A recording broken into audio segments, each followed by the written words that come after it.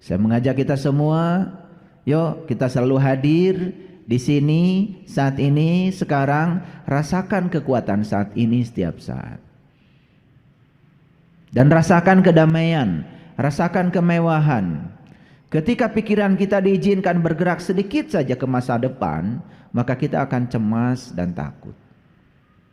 Ketika pikiran ini diizinkan bergerak sedikit saja ke masa lalu, maka kita akan selalu sedih, penuh dengan duka cita. Sehingga Bismillahirrahmanirrahim. Assalamualaikum warahmatullahi wabarakatuh. Salam sejahtera untuk kita semua. Om Swastiastu, Namo Buddhaya, salam kebajikan, Sampurasun. Rahayu Sagung Dumadi. Semoga seluruh makhluk hidup di semesta ini, baik yang kelihatan maupun yang tidak kelihatan, di setiap ruang dan waktu, semuanya berbahagia. Semoga kita semua yang masih diberi kesempatan dengan pinjaman kehidupan yang diberikan pada kita, selalu menjadi sumber cinta, sumber sukacita, sumber kedamaian, sumber ketentraman, sumber keberkahan bagi semua makhluk. Semoga kita selalu menjadi kepanjangan tangan semesta untuk menyampaikan cinta kasih-Nya yang tanpa batas. Karena tangan kita adalah tangan Dia. Sebagaimana Allah menyatakan di Quran, Yadullah fawqa aydihim. Tangan Allah ada pada mereka. Dan mereka itu adalah makhluk yang bernama manusia. Pohon walaupun tinggal di pinggir sungai, dia tidak punya tangan untuk mengambil air. Tentu saja manusia dengan tangannya dialah yang diharapkan menjadi sumber cinta kasih bagi pohon. Kalau ada pohon yang mati di rumah, jelas bukan salah pohon. Salah manusia tidak menggunakan tangannya. Karena manusia kebanyakan ego, hanya memikirkan dirinya sendiri. Kita lupa bahwa tangan kita adalah tangan Allah. Dan tangan ini dititipkan kepada kita adalah suatu kemewahan, agar kita selalu menjadi kepanjangan tangannya untuk menyampaikan cinta kasih-Nya kepada semua makhluk. Berbahagialah orang-orang yang sudah bisa merasa sebelum terasa, sehingga tangannya selalu saja murah hati.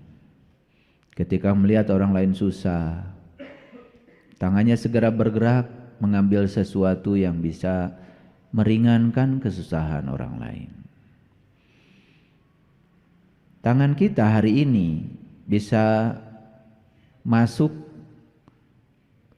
ke kantong saku baju kita, itu mewah. Jadi kalau ini tangan ini bisa masuk ke kantong saku celana, dan di saku celana ini ada uang, dan kita bisa mengambil uang dari saku celana, itu suatu kemewahan. Karena suatu saat tangan ini tidak bisa lagi dimasukkan ke dalam saku celana. Mari kita rasakan semua kemewahan yang diberikan semesta pada kita saat ini. Bisa duduk tegak seperti ini, itu mewah. Bisa mendengar suara saya dengan jelas, itu mewah. Karena suatu saat telinga ini tidak akan bisa seperti sekarang lagi. Bahkan bisa memasukkan kancing ke lubang baju, itu juga suatu kemewahan. Pernah menyaksikan ada orang habis stroke, sedang melatih tangannya, refleksnya yang tidak ada ingin dikembalikan, memasukkan kancing ke dalam lubangnya itu berjam-jam. Dan selama ini kita hidup tidak berkesadaran. Ketika kita sedang membasuh tangan, pikiran sudah di meja makan. Sehingga kesempatan untuk menikmati sensasi air ke tangan kita, kesempatan untuk bisa menikmati tangan kita yang bisa digerakkan untuk saling membersihkan tangan kiri dan tangan kanan hilang. Momen itu tidak ternikmati lagi. Coba jadikan setiap momen itu adalah tujuan. Jangan dijadikan momen itu hanya sarana untuk mencapai tujuan. Karena kalau itu hanya sarana, tujuannya di masa depan, maka kita akan terus ditarik-tarik ke masa depan sehingga kita kehilangan momen. Itulah manusia yang rugi. Bisa duduk seperti ini, mewah. Bisa melipatkan kaki seperti ini, mewah. Bisa bersila itu mewah.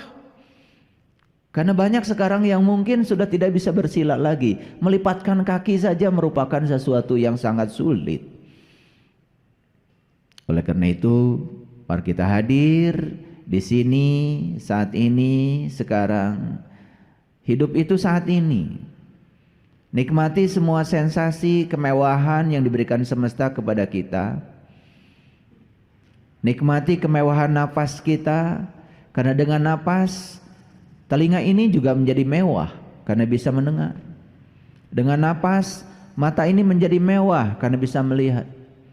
Dengan napas apapun yang kita santap menjadi mewah karena semuanya menjadi terasa rasanya. Makanya leluhur kita mengatakan makanan saja itu sudah suwarga loka. Su itu artinya adalah saripati. Warga itu artinya kumpulan. Loka itu artinya tempat. Jadi suwarga loka itu kumpulan segala saripati.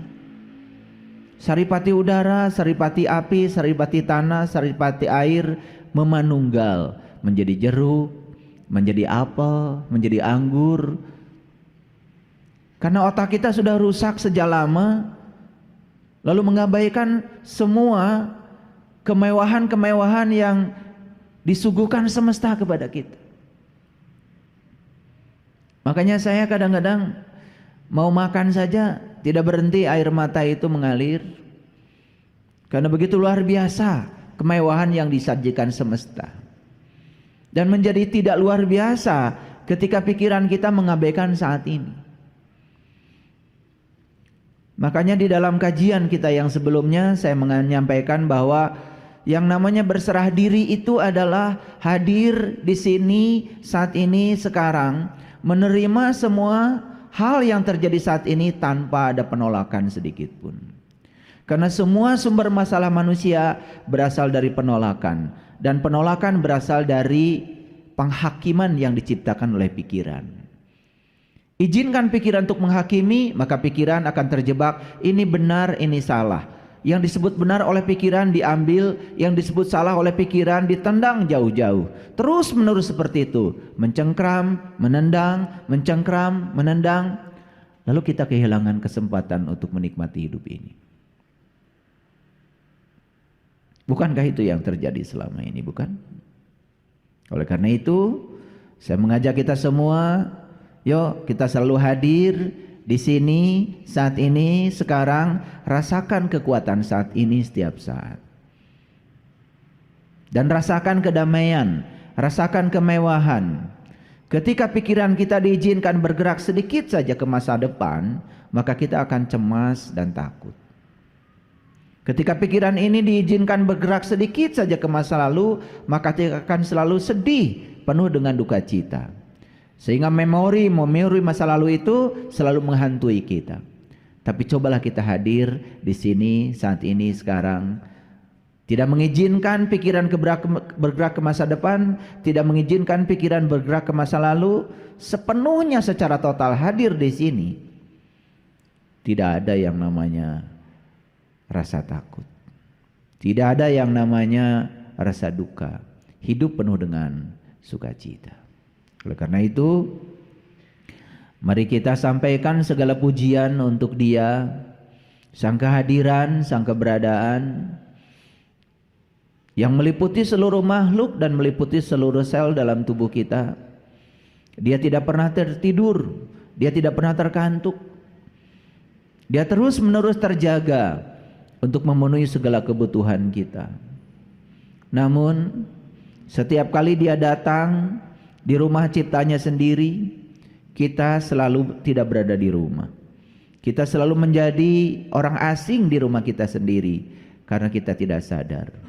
Sekarang mari kita rasakan kehadirannya, kita rasakan keberadaannya yang mewujud sebagai napas dalam diri kita, yang mewujud sebagai daya dalam diri kita, yang mewujud sebagai ruh yang menggerakkan tubuh kita.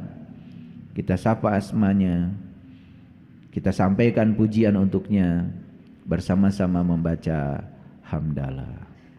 Alhamdulillahi rabbil alamin. Mari kita awali kajian kita hari ini bersama-sama memohon ridho dan berkahnya. Semoga Sang Semesta mengalirkan pengetahuan sejati kepada kita, dan pengetahuan itu menjadi syafaat bagi kita untuk menolong diri kita. Karena tidak ada yang bisa menolong diri kita kecuali diri kita sendiri. Sang Semesta menjadi fasilitator untuk memperbaiki takdir kita. Kita sapa semuanya dengan kelembutan dan cinta seraya membaca basmalah. Bismillahirrahmanirrahim.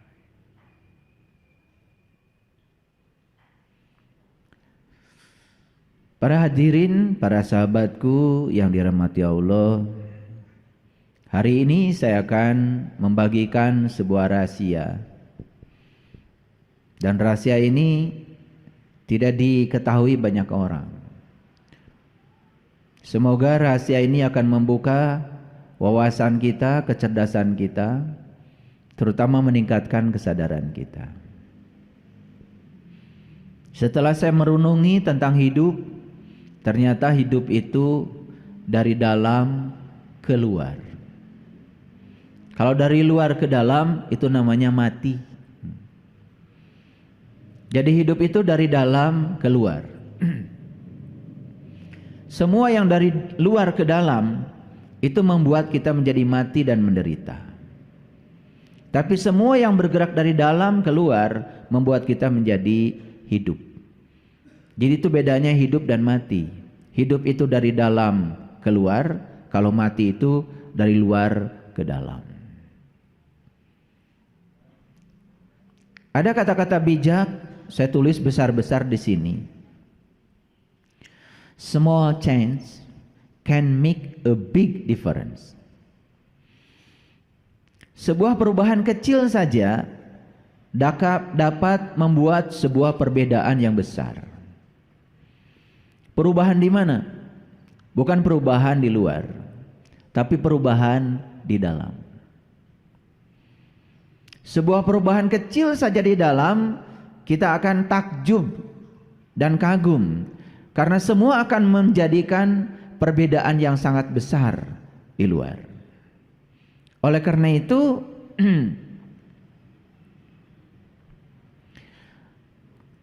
sepanjang tidak ada yang bergeser di dalam, tidak akan ada yang bergeser di luar.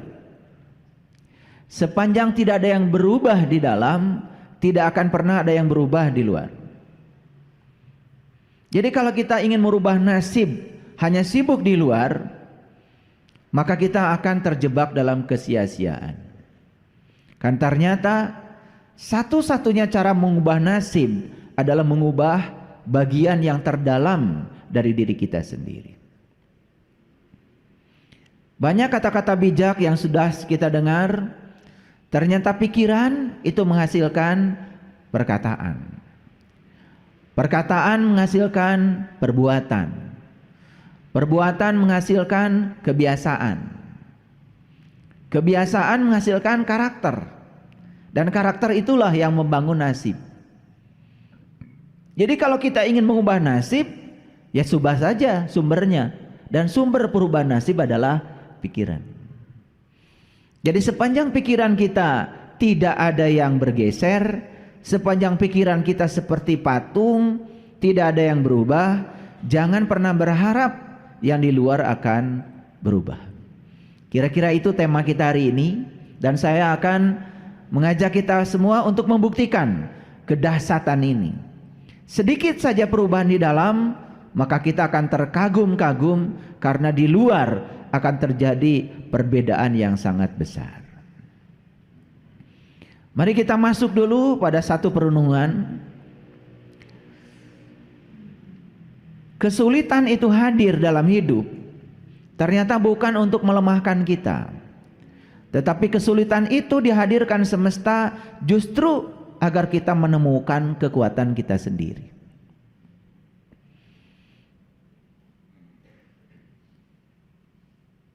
Jadi kekuatan seseorang itu tidak bisa diuji dengan cara biasa.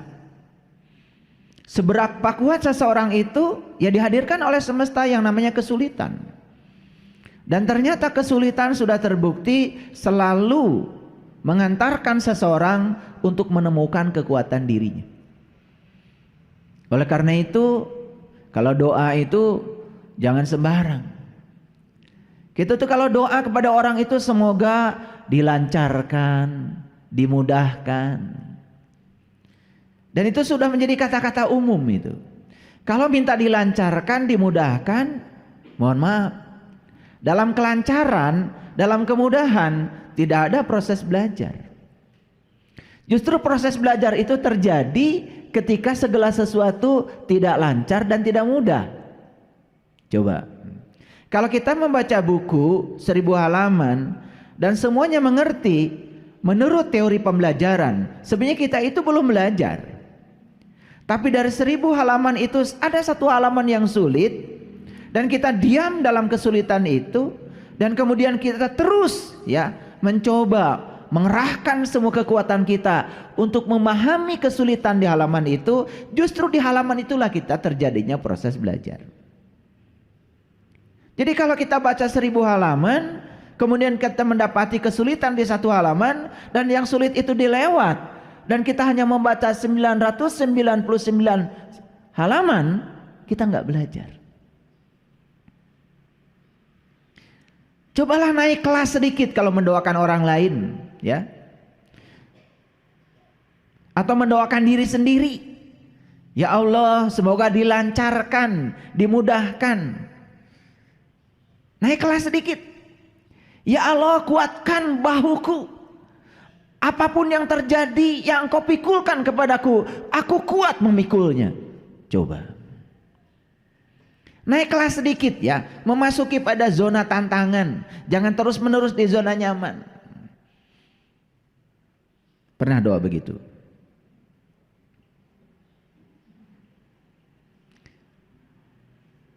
Jadi saya juga baca di WA group ya, yang konon katanya itu ada grup orang-orang yang berkesadaran, doanya masih begitu. Semoga dilancarkan, dimudahkan. Saya ingin melihat ada kesadaran naik sedikit saja. Semoga ya Bapak Ibu diberikan kekuatan untuk memikul apapun ya yang akan dibebankan semesta kepada Bapak Ibu. Kan keren. Kalau diminta diringankan, sesuatu yang ringan itu tidak akan membuat badan kita jadi kuat. Coba ngangkat yang ringan akan menambah kekuatan? Tidak. Seseorang itu akan menjadi kuat kalau sering ngangkat yang berat. Betul? Coba. Seorang binaragawan badannya menjadi kuat dan berotot karena sering mengangkat yang berat. Kalau ngangkat yang ringan terus, ya sudah, ototnya ya seperti itu. Gak kuat-kuat. Makanya kenapa tidak kuat-kuat? Kenapa kita tidak dewasa?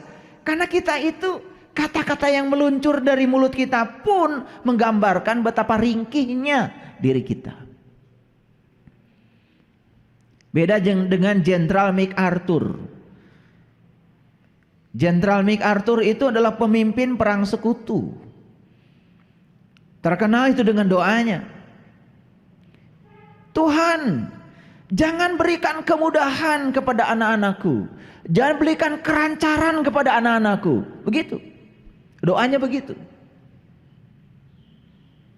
Hadirkan gelombang yang keras pada anak-anakku. Hadirkan kesulitan yang dahsyat pada anak-anakku. Gitu. Namun satu Tuhan permohonanku. Ketika gelombang datang itu kepada anak-anakku, berilah kemampuan dia untuk menyelamatkan diri dari gelombang itu. Dan berikanlah kemampuan agar dia pun tidak egois dan menyelamatkan orang-orang yang hampir tenggelam bersama dengan dia. Berani doa seperti itu.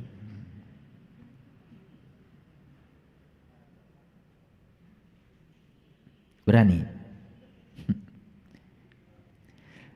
Kita ini kadang-kadang suka aneh.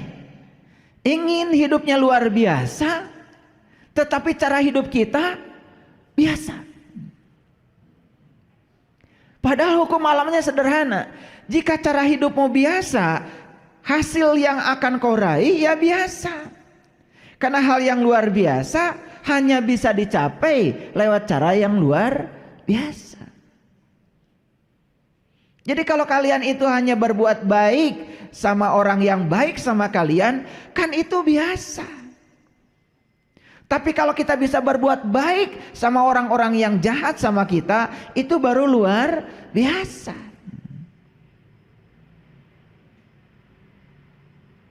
Mau saya ajak hari ini menuju etapa baru kehidupan yang luar biasa, mau? Ya caranya luar biasa. Jadi kita ini kadang-kadang ya menginginkan sesuatu tetapi tidak mengerti mekanisme semesta untuk mewujudkannya. Kalau tidak mau bisnis berisiko besar, ya sudah. Beli terigu 1 ons, beli minyak 1 ons, beli engkol 1 ons, campurlah semuanya, jadilah bakwan. Dan kemudian taruhlah yang 1 on itu di atas meja di pinggir jalan. Setidak-tidaknya kalau itu tidak laku kan menjadi santapan untuk diri sendiri. Bisa dihitung hasilnya berapa? Seseorang yang tidak mau mengambil risiko, ya memang hidupnya tenang, tetapi tidak pernah mengalami kemajuan. Karena risiko yang paling besar dari seseorang adalah tidak mau mengambil risiko. Lihat orang-orang yang tidak mau mengambil risiko, hidupnya di zona nyaman. Ya begitu-begitu saja. Maaf ya. Penghasilannya gitu-gitu saja, biasa-biasa saja. Tidak ada yang luar biasa. Jangan berharap ada kejutan, jangan berharap.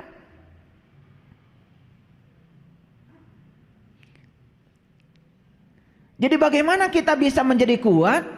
Dan cara semesta menguatkan kita, dihadirkan berbagai macam kesulitan, penderitaan, tantangan, dan semua itu yang akan membuat kita menjadi kuat. Dan kalau kita lari tunggang langgang dari semua itu, selamanya kita akan menjadi orang yang lemah. Paham? Oke. Habis sholat berdoa, ya Allah, jadikanlah aku orang yang paling sabar di semesta ini. Didengar gak oleh semesta? Semesta itu langsung mendengar, makanya langsung dikabulkan. Selesai sholat langsung ada serangan mendadak. Anak marah-marah, pasangan hidup marah-marah, terima telepon dari teman marah-marah, atasan di kantor marah-marah. Tapi selama ini kita tidak mengerti kalau itu pengkabulan Allah. Gak ngerti sama sekali. Karena Allah itu selama ini ditempatkan oleh kita seperti Doraemon.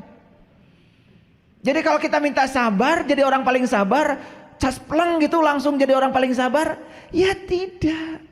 Cara Allah mengabulkannya, dihadirkanlah orang-orang yang tidak sabar. Lewat mereka kita akan dibuat menjadi orang yang paling sabar. Seperti itu mekanisme semesta bekerja. Cuman selama ini kita mengabaikannya, langsung menjudge Allah. Kok Allah tidak mengabulkan saya? Padahal Anak sudah marah-marah, pasangan hidup sudah marah-marah, baru saja ke jalan, ya, ada orang marah-marah. Itu pengkabulan dari doa kita. Cuman kita nggak ngerti kalau itu pengkabulannya.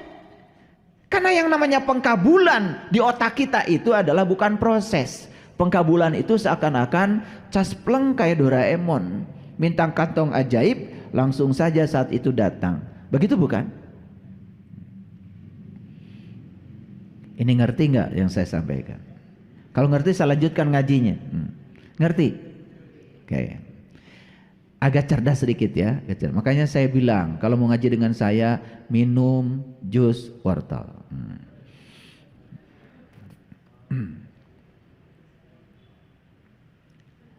Tidak masalah seberapa lambat kita berjalan. Tidak masalah seberapa lambat kita berubah. Yang paling penting tidak berhenti, itu saja.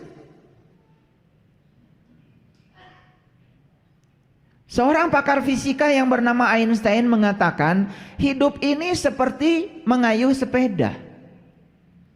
Dan kalau kita berhenti mengayuh, pasti jatuh. Pernah naik sepeda? Kan jatuh itu karena kita berhenti mengayuh, bukan?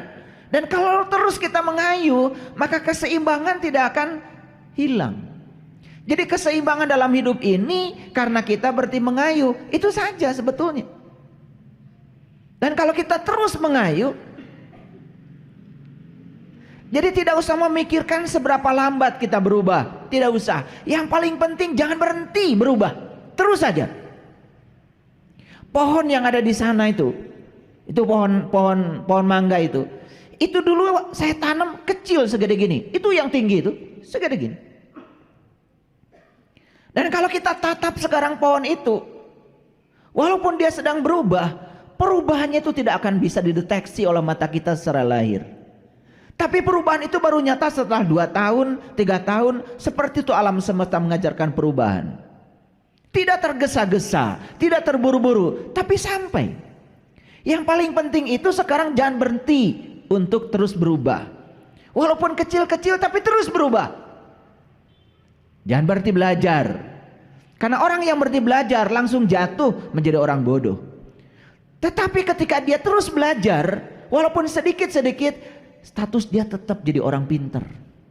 Karena orang pintar itu bukan orang yang mengoleksi sejumlah pengetahuan, tapi yang tidak pernah berhenti belajar. Makanya, jangan pernah mengatakan saya sudah tahu. Siapapun orang yang mengatakan saya sudah tahu, dia akan tertutup dari pengetahuan baru. Betul? Apa sesungguhnya harus kita ubah pertama kali? Nih, kualitas pikiran. Karena kualitas pikiran itulah penentu kualitas hidup kita. Semua yang pikirannya tidak berkualitas, hidupnya tidak akan berkualitas. Dan semua orang-orang yang kualitas hidupnya bagus, itu karena kualitas pikirannya sudah bagus. Makanya pikiranmu adalah takdirmu.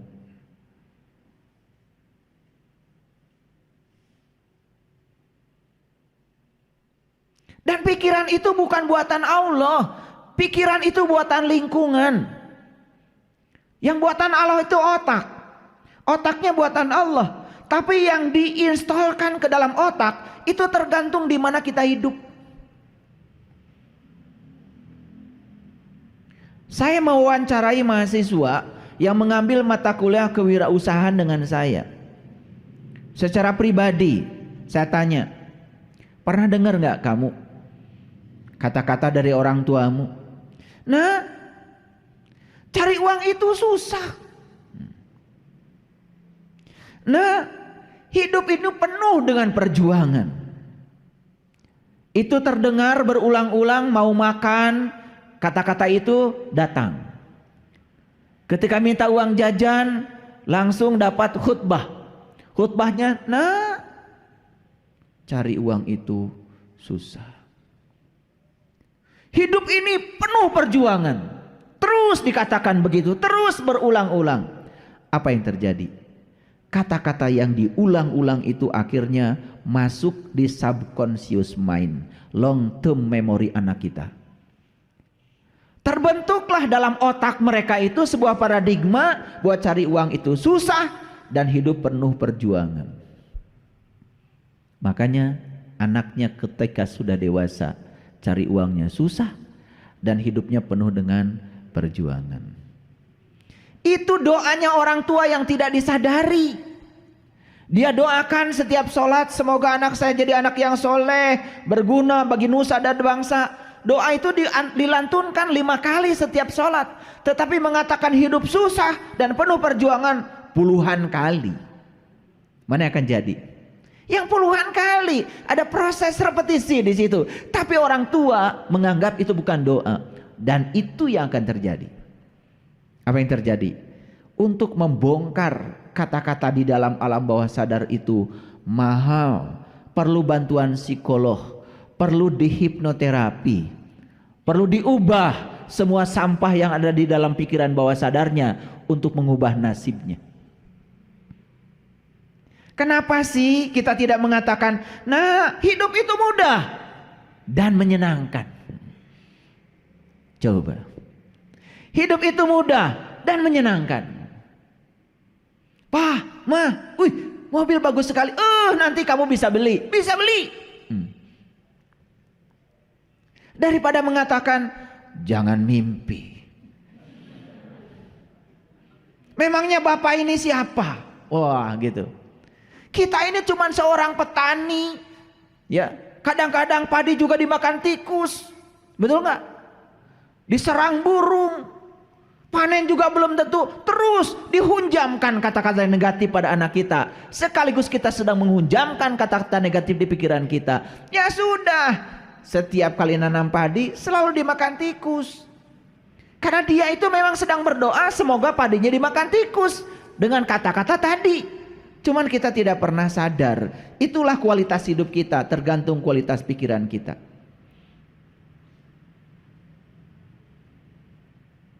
Saya waktu kecil, kerjaan saya tukang kayu bakar, ngambil kayu bakar.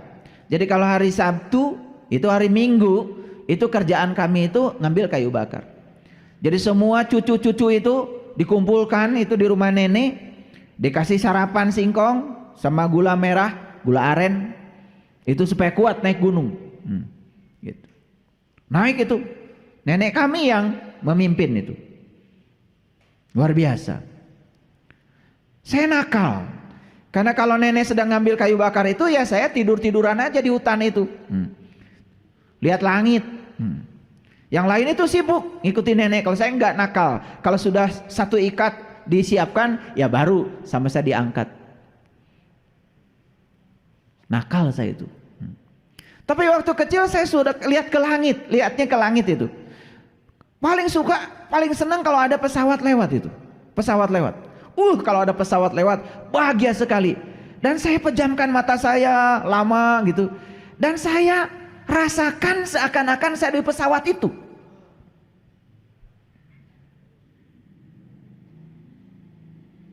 Maaf ya. Itu yang membedakan nasib saya dengan kakak adik saya. Jadi saya tidak melihat bapak saya sebagai buruh di perkebunan, saya tidak melihat bapak saya kesusahan, tidak. Saya tidak melihat itu. Saya percaya kalau Allah itu akan ngasih rezeki yang sama buat semua orang. Saya percaya kalau Allah itu akan menyediakan kebahagiaan yang sama buat semua orang. Jadi saya bayangkan sejak dari kecil, saya ini sudah naik pesawat kemanapun saya mau. Dan begitu saya sudah waktunya, saya naik pesawat kemanapun saya mau.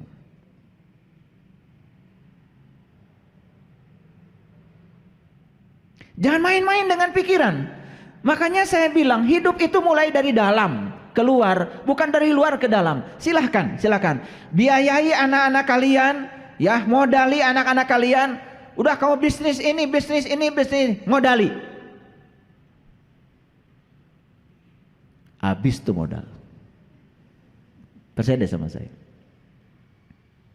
Bapaknya bisnisnya X, anaknya harus ngikutin bapaknya. Itu sudah salah. Karena anak ini lahir ke dunia bukan harus menjadi bapak ibunya. Anak ini lahir ke dunia harus menjadi dirinya sendiri. Dia melakukan pekerjaan yang dia tidak suka, tidak akan berkembang. Berapa miliar pun uang yang disuntikan menjadi modal, gak akan berkembang. Kenapa? Bagian dalamnya tidak diubah. Harusnya tahap pertama jadikan dia menjadi dirinya sendiri. Gimana caranya? 1, ajarkan dia bisa menerima dirinya apa adanya. 2, ajarkan dia supaya bisa mengenali dirinya luar dalam. 3, ajarkan kepada dirinya untuk tidak membandingkan dia dengan siapapun. Kalau temannya di sekolah pintar matematika, dia pintar olahraga, ya memang beda. Tidak usah dia harus pintar matematika. Jangan ketika dia idiot matematika kemudian dimarah-marahi. Siapa tahu kelebihan anak kita adalah memang olahraga. Apa menjadi olahragawan itu tidak akan menjadi kaya? Berapa gajinya Ronaldo di Saudi? 3,1 triliun per tahun. Kentutnya saja dibayar.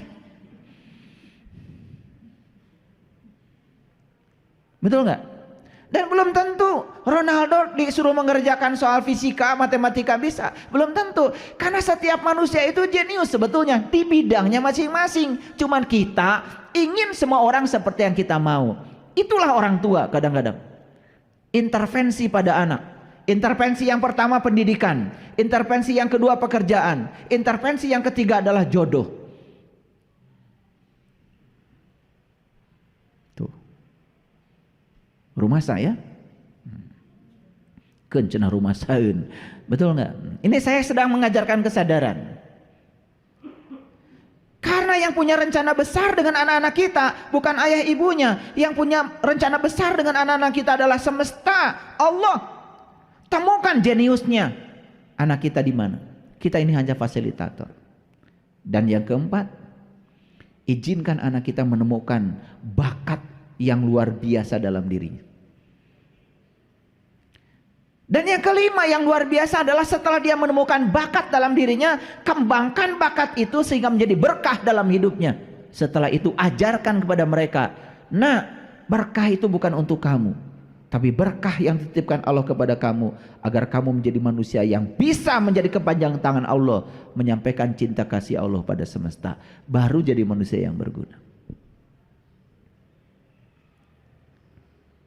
Bapak saya itu orang Cirebon. Kalau bicara sama saya sederhana aja, menggunakan kata-kata Sunan Gunung Jati. Ingsun titip tajuk lan fakir miskin. Itu aja. Pepatah Sunan Gunung Jati itu cuma 2 kok. Ingsun titip tajuk lan fakir miskin. Tajuk musola, tempat sholat. Secara lahir yang namanya tajuk itu masjid. Secara batin yang namanya tajuk itu adalah kolbu, baitullah.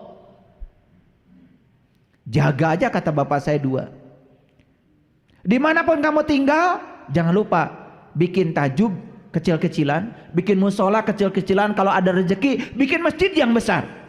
Tapi jangan lupakan baitullah hakikat yang ada dalam diri.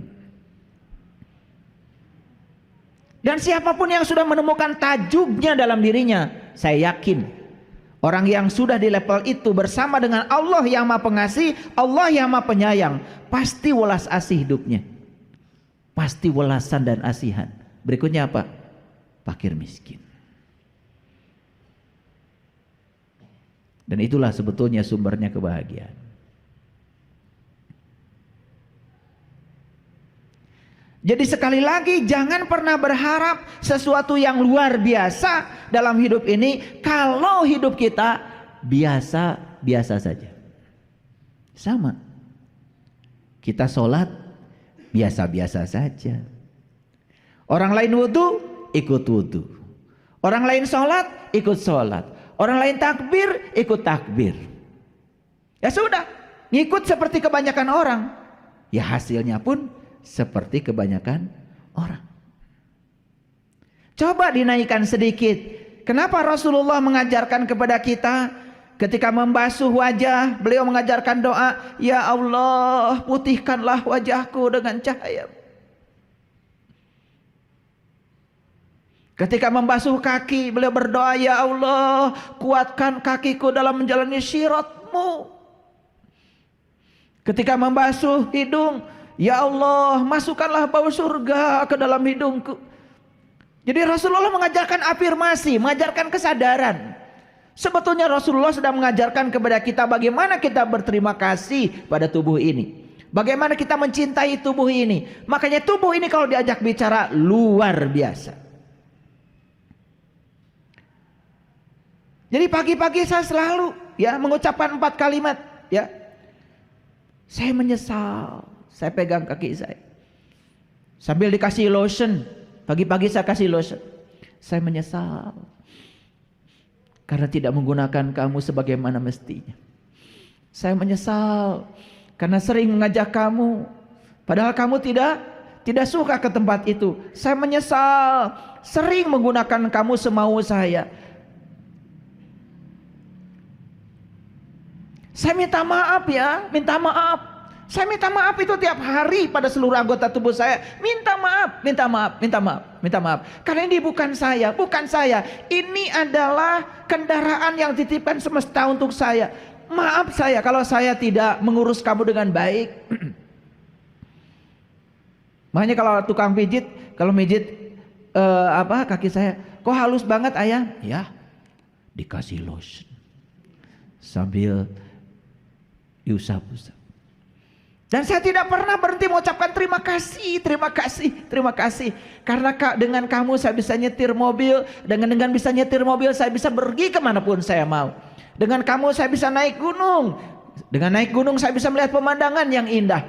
Dengan kamu, ditemani oleh kamu, saya bisa kemanapun saya mau. Luar biasa bukan kaki kita? Pernah berterima kasih. Dan yang terakhir saya selalu mengucapkan I love you, I love you. Makanya dengan 4 kalimat itu nggak pernah pegel-pegel, nggak pernah sakit, asam urat. Pernah melakukan itu? Sederhana bukan? Tetapi yang sederhana ini nggak pernah dilakukan. Luar biasa. Karena kita sibuk terus dijebak oleh halusinasi pikiran kita sendiri. Oke. Baik, lihatlah gambar ini. Yang kiri gambar apa itu? Telur. Itu telur dipecahkan dari dalam. Yang sini telur juga, cuma dipecahkan dari luar. Bedanya apa? Pecah dari dalam muncul yang namanya kehidupan. Anak ayam. Anak ayam akan punya anak lagi. Namanya anak ayam. Begitu kan? Dan terus berkembang biak, jadilah banyak ayam. Setuju? Tapi kalau dipecahkan dari luar, tidak jadi anak ayam, jadi telur dadar, telur mata sapi, betul? Ya sudah. Jadi itu aja.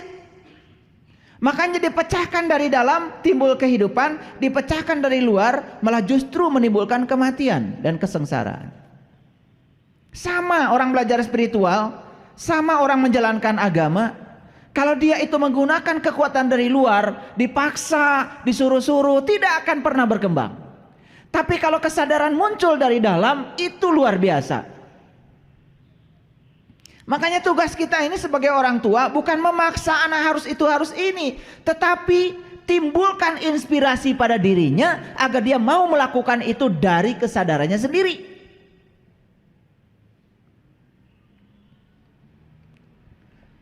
Saya kan tidak mengundang Bapak Ibu untuk hadir di sini, bukan? Ada nggak yang diundang oleh saya? Tidak. Karena saya tidak mau ini digerakkan dari luar oleh saya, tidak. Apalagi saya ngasih iming-iming, siapa yang datang ke kajian saya akan dibebaskan dari segala masalah. Nggak ada. Atau siapa yang datang di kajian saya akan mendapatkan surga yang kenikmatannya tak terbatas. Enggak, saya juga tidak bilang begitu. Dan saya yakin kalian yang datang di sini adalah karena ada gerakan dari dalam dirinya untuk mau ke sini. Akan berbeda hasilnya. Kalau saya iming-imingi dengan pahala, akan berbeda hasilnya kalau saya ancam-ancam dengan neraka.